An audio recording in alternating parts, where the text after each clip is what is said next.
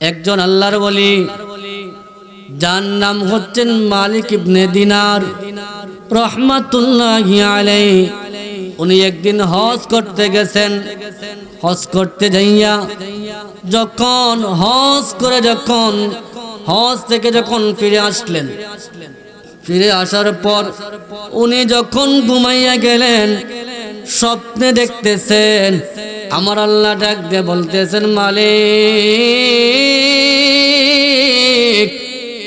সকলের হজ আমি আল্লাহ কবুল করেছি, কিন্তু একজনের হজ আমি আল্লাহ কবুল করি নাই। মালিক ইবনে দিনার রহমাতুল্লাহি আলাইহি উনি হাউমাউ করে ঘুম থেকে কেঁদে উঠলেন। উনি চিন্তার মধ্যে পড়ে গেলেন, টেনশনের মধ্যে পড়ে গেলেন। উনি টেনশন করতে করতে করতে করতে যখন ঘুমিয়ে গেলেন, স্বপ্নে দেখেন আল্লাহ ডাক দিয়ে বলেন, রে মালিক, আমি আল্লাহ সবার হজ কবুল করেছি, তোমার হজ কবুল করেছি, শুধুমাত্র আমি আল্লাহ একজনের হজ আমি আল্লাহ কবুল করি না। উনি চিন্তার মধ্যে পড়ে গেলেন, আল্লাহ, যেই লোকের হজ আপনি কবুল করেন নাই, যদি একটু দয়া করে আমাকে ওই লোকের পরিচয় করাইয়া দিতেন। আল্লাহ বলেন, পরিচয় করাই দিলে তোমার কি হবে? আল্লাহর কাছে যখন আরজি করলেন, আরজি করার পর আল্লাহ পাক বলতেছেন, বাগদাদের মধ্যে ওই তার বাড়ি, তার নাম মোহাম্মদ ইবনে হারুন বলকি শহরে তার বাড়ি। ওই লোকটা একদিন নয়, 2 দিন নয়, 40 বছর ধরে হজ করে আল্লাহ পাক তার হজ কবুল করেন নাই। হজ করতে যখন লাব্বাইকের আওয়াজ দেয়, তখন গাইবে আওয়াজ আছে, লা লাকা লাব্বাইক, তোমার হজ আমি আল্লাহ কবুল করব। মালিক ইবনে দিনার রহমাতুল্লাহি আলাইহি উনি বাগদাদের শহরে যখন চলে গেলেন, বাগদাদে যাওয়ার পর সকল মানুষদেরকে জিজ্ঞাসা করলেন, বাগদাদ শহরের মধ্যে একজন লোক আছে যার নাম মোহাম্মদ ইবনে হারুন বলকি, তোমরা তাকে চিনো কিনা? তারা বলতেছে, আমরা তারে চিনি, সে তো বড় একজন আল্লাহর ওলি। সুবহানাল্লাহ। বলে, কেমন ওলি? তার দাড়ি লম্বা লম্বা দাড়ি পেকে গেছে। ওই লোক সারাটা দিন রোজা রাখে, রাত্রিবেলায় মাওলার ইবাদত বন্দি করে। মালিক ইবনে দিনার রহমাতুল্লাহি আলাইহি ডাকতে বলে, তার সন্ধান কোথায় পেব? সবাই বলতেছে, বাগদাদ শহরের মধ্যে যদি পাওয়া না যায়, তাহলে আবু কুবাইস পাহাড়ের মধ্যে চলে যাও। আবু কুবাইস পাহাড়ের মধ্যে যখন চলে গেলেন, যাইয়া দেখতেছেন মোহাম্মদ ইবনে হারুন নামাজের মধ্যে দাঁড়াইয়া এমন ভাবে কান্না করতেছে, মোহাম্মদ ইবনে হারুনের দাড়ি ভিজে বেয়ে বেয়ে পানি জমিনের মধ্যে পড়তেছে। এত লম্বা রুকু, এত লম্বা সেজদা করতেছে। যখন নামাজ শেষ হয়ে গেল, নামাজ শেষ হওয়ার পর মালিক ইবনে দিনার ডাক দিয়ে বলতেছে, ভাই, আপনার নামটা কি? আপনার পরিচয়টা কি জানতে পারি কিনা? মোহাম্মদ ইবনে হারুন ডাক দিয়ে বলে, হুজুর, আমার নাম মোহাম্মদ ইবনে হারুন। হুজুর, আমার কাছে কি জন্য আসছেন? আমি জানি আপনি আসার আগে আরো 39 বছর পর্যন্ত 39 জন আল্লাহর ওলি আমার কাছে আসলো। আয়েশা বলতেছে, মোহাম্মদ ইবনে হারুন 39 বছর পর্যন্ত হজ করলা, কিন্তু আমার আল্লাহ তোমার হজ কবুল করেন নাই। আপনিও বুঝি আজকে এই বছর আমার কাছে ওই সুসংবাদ নিয়ে আসছেন। হুজুর, আপনার নামটা কি আমি জানতে পারি কিনা? ইমাম মালিক রহমাতুল্লাহি আলাইহি ডাক দিয়ে বলতেছেন, আমার নাম ইমাম মালিক। উনি ডাক দিয়ে বলতেছেন, হুজুর, ওই আরব দেশের মক্কা মদিনার অলি গলিতে আপনার নামের অভাব নাই, আপনার নামের প্রশংসার কোনো কমতি নাই। হুজুর আপনি আমার কাছে কেন আসছেন আমাকে একটু দয়া করে বলেন। মালিক ইবনে দিনার রহমাতুল্লাহি আলাইহি ডাক দিয়ে বলতেছেন, মুহাম্মদ ইবনে হারুন আমি তোমার কাছে আসলাম, আল্লাহ পাক আমাকে জানাইয়া দিছে আজকে সকলের হজ কবুল হইল, কিন্তু তোমার হজ আমার আল্লাহ কবুল করলেন না। এর কারণটা কি তোমার কাছে জানার জন্য আসলাম। মুহাম্মদ ইবনে হারুন ডাক দিয়ে বলে, ও মালিক ইবনে দিনার, আমি একদিন টাটকা নৌজন যুবক ছিলাম। যুবক থাকতে আমি নেশা করতাম, মদ গাঁজা খাইতাম। আমি যখন মদ গাঁজা খাইতাম, একদিন শাবানের শেষ রাত্রিতে, অর্থাৎ আগামীকাল রোজা হবে এমন দিন এমন রাত্রিতে আমি যখন নেশা করিয়া যখন বাড়ির মধ্যে ফিরলাম, ফিরে দেখতেছি আমার মা আমার জন্য অপেক্ষা করতেছে। আমি যখন বাড়ির মধ্যে চলে আসলাম, আমার মা ডাক দিয়ে বলে, রে সন্তান, লক্ষ লক্ষ যুবক সন্তান, লক্ষ লক্ষ শিশু বাচ্চারা আজকে রাত্রে রোজার জন্য প্রস্তুতি নিছে, আর তুই এমন একজন সন্তান রে, আজকে তুই নেশা কইরা বাড়ির মধ্যে ফিরলে।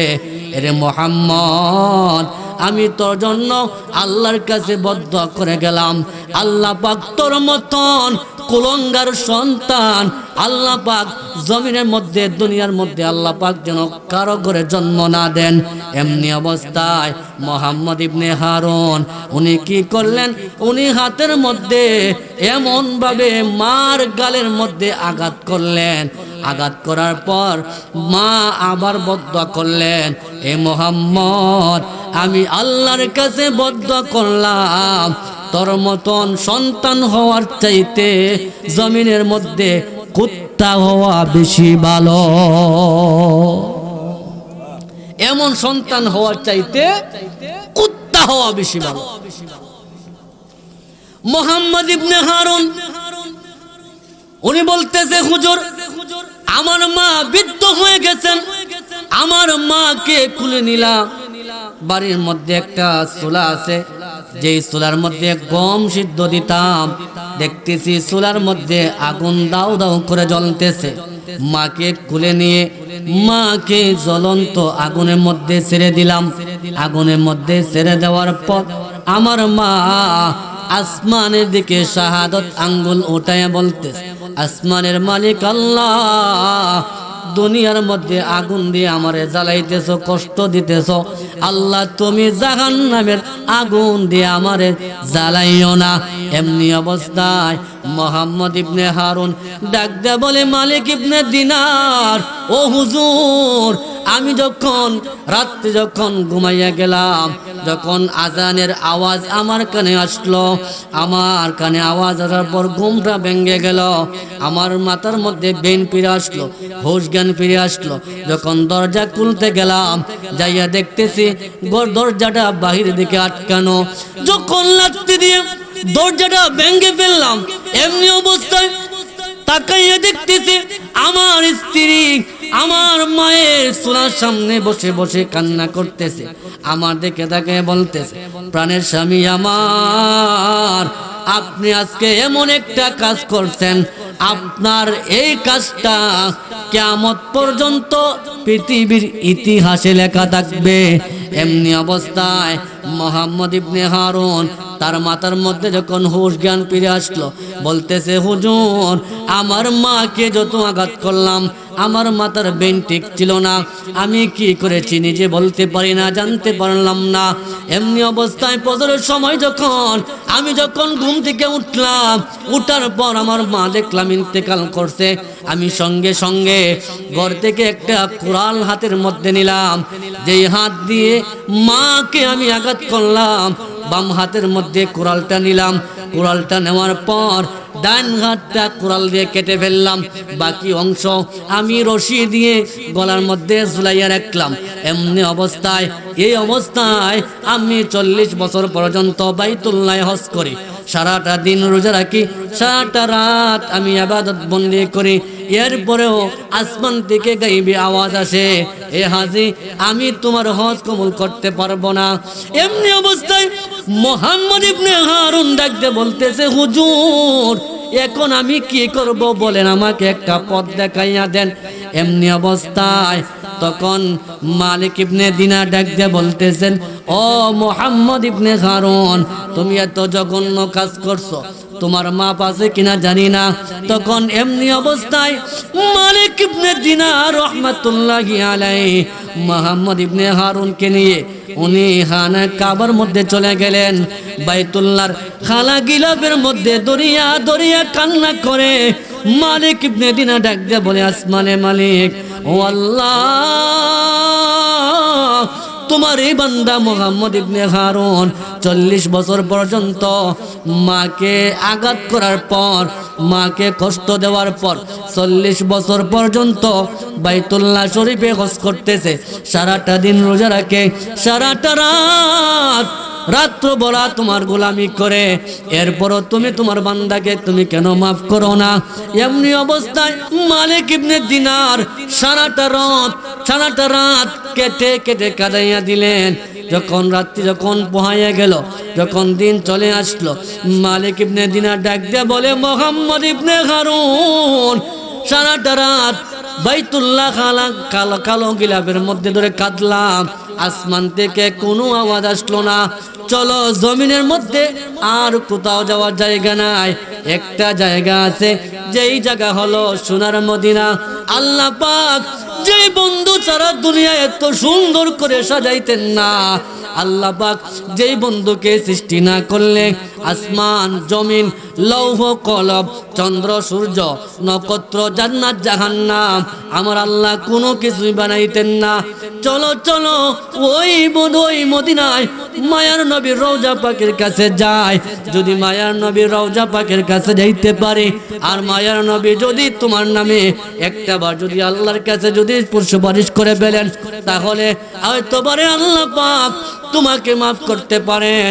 এই মুহাম্মদ ইবনে হারুনকে ইমাম মালিক উনি কি করলেন, উনি সঙ্গে সঙ্গে মদিনায় নিয়ে চলে গেলেন।